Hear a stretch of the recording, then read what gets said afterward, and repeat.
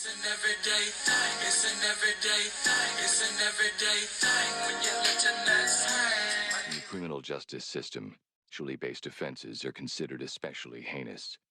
In New York City, the dedicated detectives who investigate these vicious felonies are members of an elite squad known as the Special Victims Unit. These are their stories.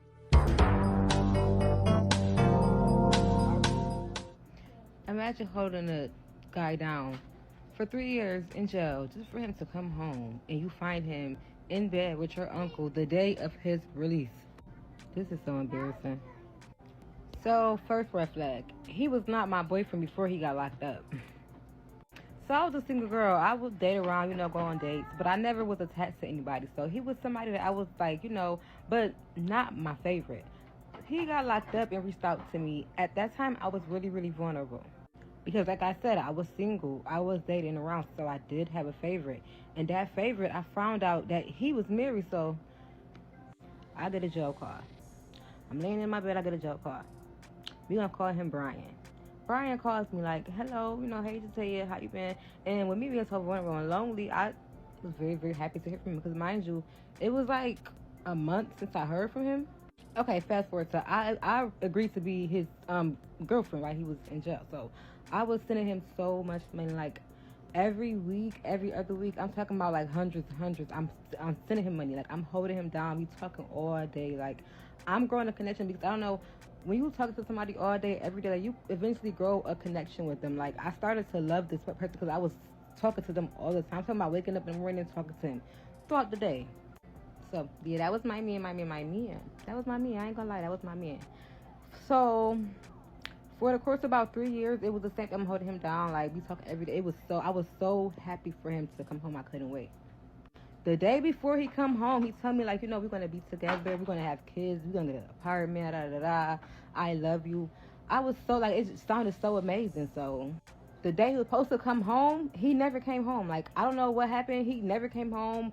I never got a call from him. Like it was just nothing, and I was confused. I was calling the jail. Like, is he okay? Did something happen to him? Like, what's going on? It was nothing. I couldn't get through to anybody.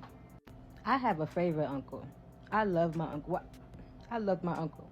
My favorites. I'm talking about since I was a little girl. We're gonna call him Uncle Willie. So I'm a great cook, and my cooking days is Sunday. So on Sundays, I usually cook, and I like probably call my mom, call my dad. I pass out plates, like, I like to feed people on Sundays. So one of the first people I call when I cook is my uncle. So I called him, and he didn't answer. So I figured maybe he was busy. I was gonna come bring him a plate anyways. I had made some lamb chops. Now, if you know. That's one of my best dishes. I made some lamb chops. I brought my uncle the lamb chops. The screen door was open, so I just came in. Normally it's locked, but it was a nice summer day. So normally when it's nice outside, he keeps the screen door open for the sunlight. I don't know. A lot of people in my family does it. They just have the door open all day. The longer the sunlight on, the door is going to be unlocked. So I walk in, and like I hear intercourse, but I don't hear like intercourse between like a man and a female. It's like two men, but one of them, like it sounded too familiar. So like I said, I was bringing my uncle a plate as I do every Sunday. I walk in the house, I hear the intercourse, I get to walking up the stairs. So I didn't open the door, I just looked in because I didn't want this to be what I thought it was. So I just looked in. So I thought immediately, call my aunt, because mind you, my uncle was married. I call my aunt, I tell her what's going on. She freaks out, so I grab the knife. I'm mad. And where I'm from is so small, like I know that my aunt was going to be to my house in no time. Like she literally stayed like 3 minutes away. So I grabbed the knife and I'm going up the stairs, but I'm stumping because I'm so mad. Like I'm not being quiet, I'm not trying to sneak. My presence is known. I'm stumping up the stairs. I get up the stairs and I just charge. I don't know, was it at my uncle or my boyfriend? I think it was at my uncle, but I charged at one of them, and one of them like got me from the back, and my uncle or whoever grabbed the knife. So I'm going crazy. I'm like, get off me, no, get off me. I'm spazzing out, and I hear my aunt walk in. My aunt like, get off of her. But as she seen what's going on, like mind you, they've been married for 10 years. So she see what's going on, and she break down too. Like, how could you? Like, she's going crazy. My uncle ran out the house. Who knows where he went? He left the house. So did my aunt. My aunt went running after him, like to go see. So they both ran off together. So it leaves just me and my boyfriend in the house by ourselves. I explode. I go crazy. Anybody here to save you? I'm on that. I'm packing. I'm going crazy. Put him out. Put him out. Bye. You gotta go. Bye. Y'all, I took him back. I took him back. Part 3 of the day I found my boyfriend laid up with my uncle the day he was released. So like I said, yes, I took him back. I know I was done for it, but you gotta understand, I invested so much time and money into this man. I'm talking about thousands of dollars, like with him being in jail alone. I planned my whole life and future with him. I did not want to take that L. And yes, I know I was very dumb. But when I tell y'all things went downhill and bad really fast, he's well respected out here. Like, he has a lot of respect. So the secret of him being DL, only I know. So he basically reminded me every day that my life was in his hands. The mental and physical abuse was every day. And whenever I rung up breaking up with him, he would put his hands on me. It would get so bad. So he kept me like isolated from everybody. Like, I didn't have nobody around me. I couldn't see my mom, my parents, my cousins. He had me in the house all day with no contact with anybody. He was really infuriated, like his secret would be out as him as a DL man. This only lasted for 2 more weeks. Mind you, before he got locked up, I have never slept with this man. Like I said, I used to date around. So I wasn't just around her having sex with people. Me and him never like had sex. And even after he was released, we did not have sex still. He was basically like disgusted with me. Like, he wasn't even interested in me, honestly. He didn't even want to touch me or anything, and neither did I. He just played me close because I knew that he was gay. That's the only reason. So one night, I'm laying in my bed.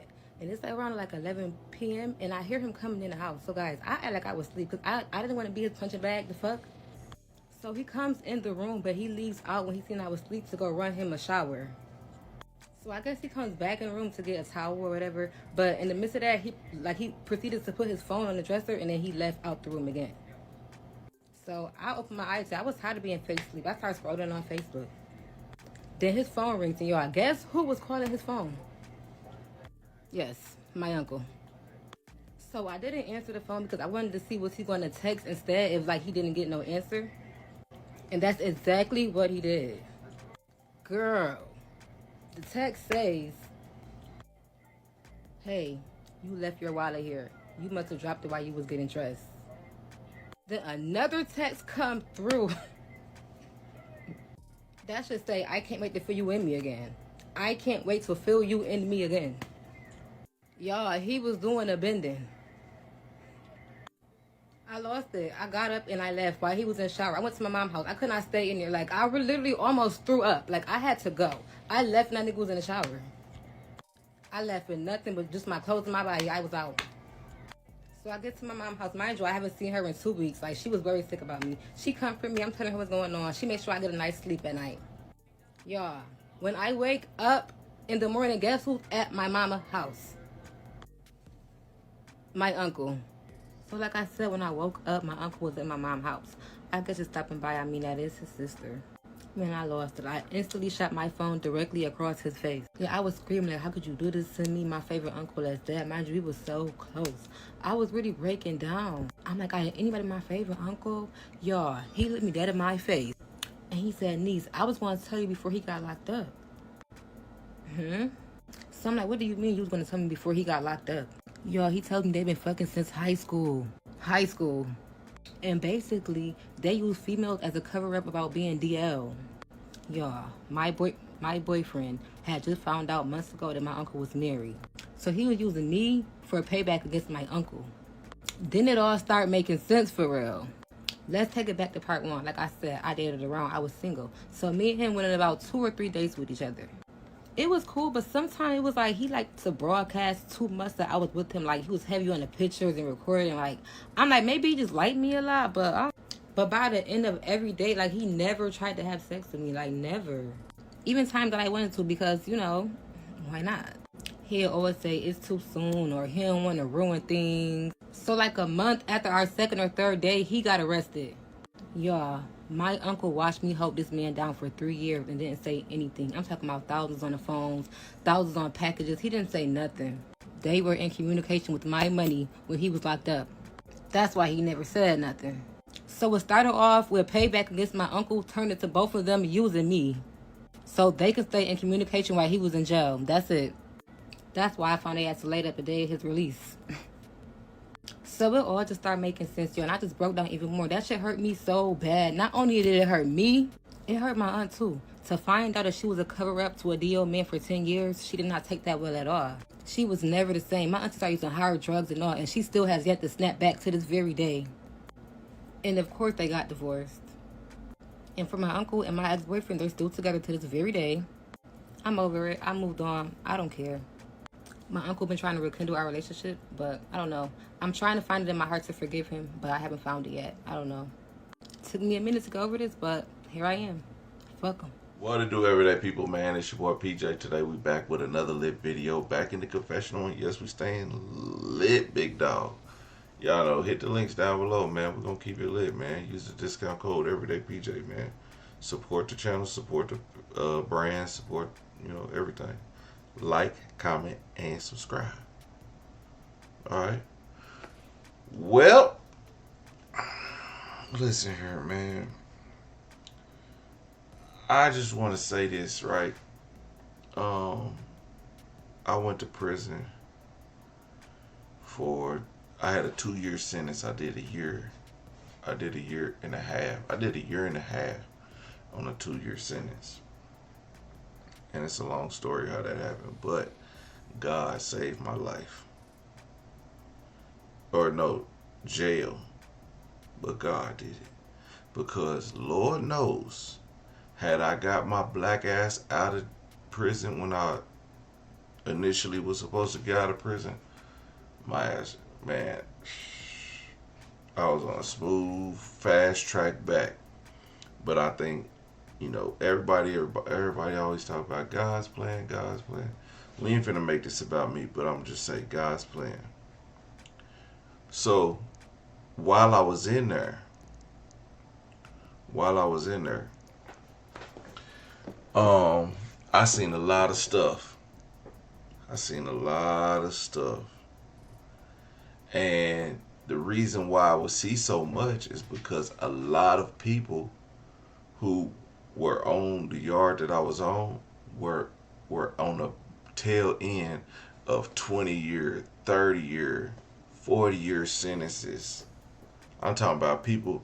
It was people in so long. There was like one dude was like, "Yeah, man, I remember the first when I got locked up, somebody came with some shoes that light up. I think he said they was called like British Knights." I was like, "Damn, British Knights, my nigga, that used to light up. Y'all remember that?" Yo, he said he got locked up then. So there was another dude who I was telling the people stories about what was going on, because other people were saying, "Hey, PJ, you know about this and you do this and you was there," and I was like, yeah. Man, I mean, I know a little bit, but this is what we was doing. So I'm telling people, and the dude was like, I'm gonna be honest for a second. We was getting chicken heads and strippers and stuff high, and doing everything with them. And this dude was like, "Oh man, you was jackballing. You was just getting girls high to get." I said, "Nigga, haven't you been locked up since 1999? Like, what are you talking about?" You can't tell me. I'm getting to the point. There's another dude. He been in for a long time. Well, it was other people that hadn't even been in there long. 2 years, 5 years, 3 years, moved to bam. It was this dude named Michael Jackson. And it was this dude from Compton Crip. They was just friends. Compton Crip, not a long time with Michael Jackson. Not a long time with Michael Jackson was, And no, Michael Jackson was clocking that T, okay? So Michael Jackson would always go eat and chill and watch TV in the Compton Crips room. And one day, Michael Jackson ran out. He trying to R-word me. We're like,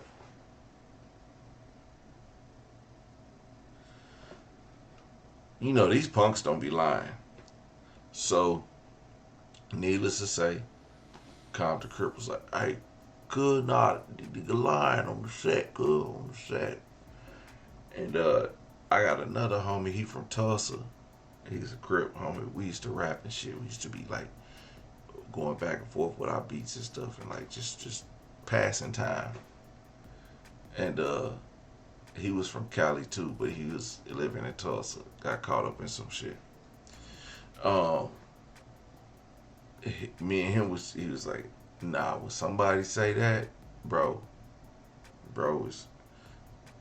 Anyway, right after that lockdown for Count, we hear Michael Jackson, he beat me up. Michael Jackson whooped up. Anyway, Compton Crip dude, he get escorted off by the police or whatever. And he had a chance to come back to the yard. You know, he said he don't want to come back to the yard. Why? Because he was embarrassed, because we all know. It was another dude. I'm not going to say his name, but anyway, I know what set he was from and everything, but I'm not going to say that because, you know, we in the city, it should be still cracking. But he had a boyfriend in jail. He wouldn't just broadcast it, but we knew. He wasn't stupid. And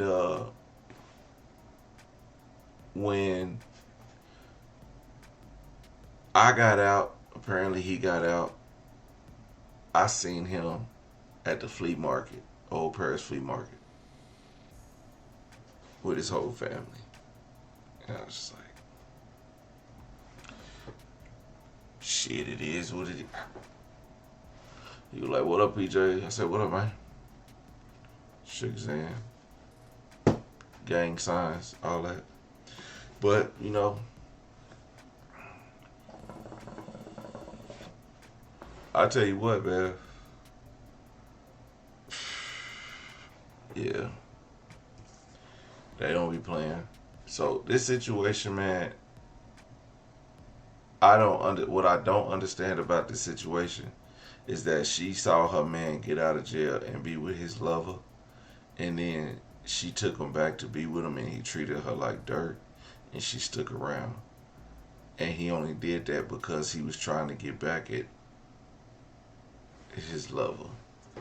And then his lover was her uncle, which is crazy.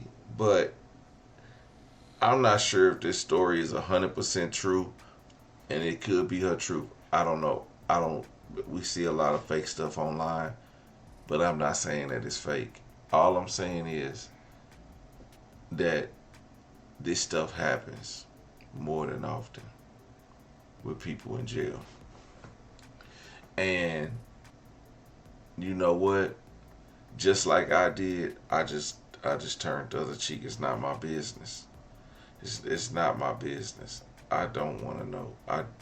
One time, I used to go out and do my running before work. I used to go do my running early in the morning while it was still cool during the summertime. And I ran past the bleachers and I seen a dude jump up, and I seen another dude jump up. And everybody used to always be like, you know, everybody always had their little intuition about them too, but I seen it. And I was just like, oh, they be getting in early in the morning. So I stopped going running early in the morning. I said I'm going to just deal with it in the heat, because I know what everybody be doing out here, because it wasn't just him. It wasn't just them. It was everybody. But they like, where you can run at, it's a trail. So like the prison I was in, it wasn't like you can walk off that mud. So the trail was like through the woods. You can run through the woods. You can hear the speaker through the woods. You can hear all that. They got speakers in the woods. Count time. You hear all that, you know. So what they was doing is in the woods. So you'll see people gathered in a little, it's a, in the woods. It's a little sitting area and stuff. It was a camp. It was like it wasn't like a hard prison. So it gave people the leeway. People ran off, stupid as it could be. Um, but yeah, men that been in there for a long time always found a friend. There was Erica. It was Eric. Eric will knock you out. Will knock you out and clean your meat with his mouth. Paul. Chocolate was chocolate from Tulsa, big black ass motherfucker. Jamaican, no Jamaican. He was a dude from Jamaica. Jamaican. He was what you would call a buzzard, cause he would be any dude, any man that came on the yard. Oh, who did? It one time it was one that came on the yard with titties. This man had titties. Yo, Jamaican was on that man like the early morning. Like people usually come at nighttime. And you know, where I would sit at, I see the buses, I see people get off. I don't really pay attention, whatever, who coming in. But you know, early in the morning, you get up, you going to get your breakfast or whatever, or you going to get your morning exercise because it be hot out there. Trust me, Oklahoma in the woods, it be hot. Man, tell me why this fool already doing laps around the yard with the dude with teddies. I'm talking about, I don't remember if he had fake eyelashes or whatever, but yeah. I was like, yo, this is crazy. That was the first time I seen that. So, you know, prison is, you know, I wasn't in there. I was out the way. In and out, okay? And guess what? I ain't going back. I realized at that moment, I said, this, you know what, this just ain't for me. This ain't my lifestyle. This is not my lifestyle. This was an alternative lifestyle that it wasn't no turning back. I mean, gangbangers. I'm talking about Aryan brotherhoods. I'm talking about it's all of them. So if you was locked up for 20 or better,